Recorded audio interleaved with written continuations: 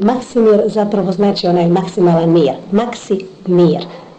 Sad ipak jedna oaza. Ja nemam očala, evo ja ću reći ovako.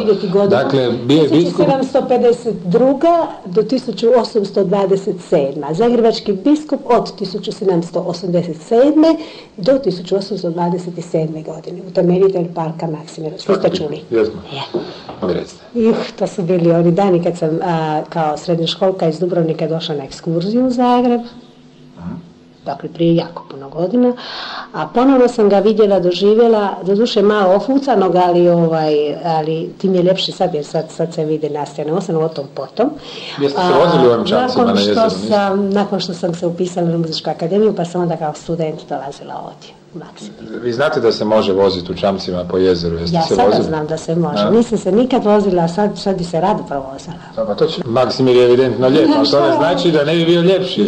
Što vi mislite, što bi trebalo napraviti? Ja slušam ove divne riječi ovog dragog čovjeka koji čini mi se da sada naš Maksimilijan Vrhovec se zadovoljno smješka u svom mirnom počivalištu, jer zna da ima sebi dostojnog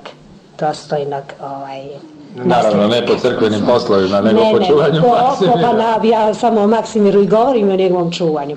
Željela možda malo još dati jedne svježe krvi, jedne lijepe mladosti u liku dvojice mojih mladih prijatelja koji su inače poznati kao, oni su Jimmy i Mišo, ali su neki to vole vruće. Da, i oni to vruće i rade. I to oni tako vruće i simpatično rade da ja se usuđujem njih najaviti na Radio Sljemenu, makar ih još pitala nisam za njihovu da li će moći nastupiti, jer da hoće to znam već unaprijed, ali evo ja se usuđujem pa ih najavljuju, ja se nadam da će oni moći doći isto tako u petak na koncert, a to je ujedno i najava mlađem dijelu zagrebačke publike da ih dođe čuti.